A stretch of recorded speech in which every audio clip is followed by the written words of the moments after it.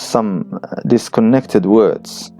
He was ashamed that he had been treated like a small boy, ashamed of his shyness, and most of all, that he had the audacity to put his arms round the waist of a respectable married woman, though, as it seemed to him, he had neither through age nor by external quality nor by social position any right to do so.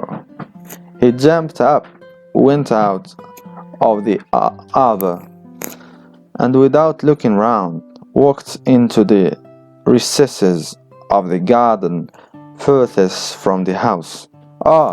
Only to get away from here as soon as possible, he thought, clutching his head.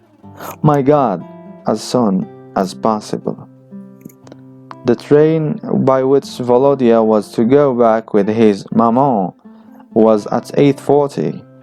There was 3 hours before the train started, but he would, with pleasure, have gone to the station at once without waiting for his maman. At 8 o'clock he went to the house. His whole figure was expressive of determination. What would be, would be. He made up his mind to go in boldly, to look them straight in the face, to speak in a loud voice, regardless of everything. He crossed the terrace, the big hall, and the drawing room, and there stopped to take breath. He could hear them in the dining room, drinking tea. Madame Schwemihin, Maman, and Nyuta were talking and laughing about something. Volodya listened. I assure you, said Nyuta, I could not believe my eyes when he began declaring his passion, and just imagine, put his arms around my waist. I should not have recognized him. And you know, he has a way with me, has a way with him. When he told me he was in love with me, there was something brutal in his face, like a Circassian. Really? Grasped Maman, going off into a peal of laughter. Really? How he does remind me of his father. Volodya ran back and dashed out into the open air. How could they talk of it aloud? He wondered in agony, clasping his hands and looking up to the sky in the horror. They talk aloud in cold blood, and Maman laughed. Maman, my God, why didst thou give me such a mother? Why? But he had to go to the house, come what might. He walked 3 times up and down the avenue, grew a little calmer, and went into the house. Why didn't you come in the time for tea? Madame Shemihem asked sternly. I am sorry, it's time for me to go, he muttered, not raising his eyes. Maman, it's 8 o'clock. You go alone, my dear, said his maman languidly. I am staying the night with Lily. Goodbye, my dear. Let me make the sign of the cross over you. She made the sign of the cross over her son, and said in French, turning to Nyuta, he is rather like Lermontov, isn't he? Saying goodbye after a fashion without looking anyone in the face, Volodya went out of the dining room. 10 minutes later, he was walking along the road to the station, and was glad of it. Now he felt neither frightened nor ashamed. He breathed freely and easily. About half a mile from the station, he sat down on a stone by the side of the road, and gazed at the sun, which was half hidden behind a barrow. There were lights already here and there at the station, and one green light glimmered dimly, but the train was not yet in sight. It was pleasant to Volodya to sit still without moving, and to watch the evening coming little by little. The darkness of the arbor, the footsteps, the smell of the bathhouse, the laughter, and the waste. All these rose with amazing vividness before his imagination, and all this was no longer so terrible and important as before. It's of no consequence. She did not pull her hand away and laughed when I held her by the waist, he thought. So she must have liked it. If she had disliked it, she would have been angry.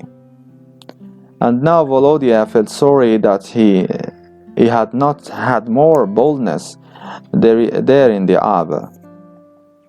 He felt sorry that he was so stupidly going away, and he was by now persuaded that if the same thing happened again, he would be bolder and look at it more simply. And it would not be difficult for the opportunity to occur again. They used to stroll about for a long time after supper at the chimneys. If Volodya went for a walk with Nyuta in the dark garden, there would be an opportunity. I will go back, he thought, and we'll go by morning train tomorrow. I will say I have missed the train. And he turned back. Madame Chemini, Maman, Nyuta, and one of the nieces were sitting on the veranda playing vint. When Volodya told them the lie that he had missed the train, they were uneasy that he might be late for the examination day, and advised him to get up early. All the while they were playing, he sat on one side, greedily, watching Nyuta and waiting. He already had a plan prepared in his mind. He would go up to Nyuta in the dark, would take her by the hand, then would embrace her. There would be no need to say anything, as both of them would understand without words. But after supper, the ladies did not go for a walk in the garden, but on playing cards. They played till 1 o'clock at night, and then broke up to go to bed. How stupid it all is, Volodya thought with vexation as he got into bed.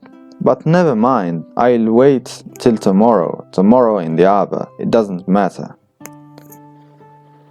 He did not attempt to go to sleep, but sat in bed, hugging his knees and thinking, although all thought of the examination was hateful to him. He had already made up his mind that they would expel him, and that there was nothing terrible about his being expelled. On the contrary, it was a good thing, a very good thing, in fact. Next day, he would be as free as a bird. He would put on ordinary clothes instead of his school uniform, would smoke openly, come out here and make love to Nyuta when he liked. And he would not be a schoolboy but a young man. And as for the rest of it, what is called a career, a future, that was clear. Volodya would go into the army or the telegraph service, or he would go into the chemist's shop and work his way up till he was dispenser. There were lots of callings. An hour or two passed. and he was still sitting and thinking. Towards 3 o'clock, when it was beginning to get light, the door creaked cautiously and his mamma came into the room. "Aren't you asleep?" she asked, yawningly. "Go to sleep. I have only come in for a minute. I am only fetching the drops." "What for?" "Poor Lily has got spasms again. Go to sleep, my child. Your examination is tomorrow."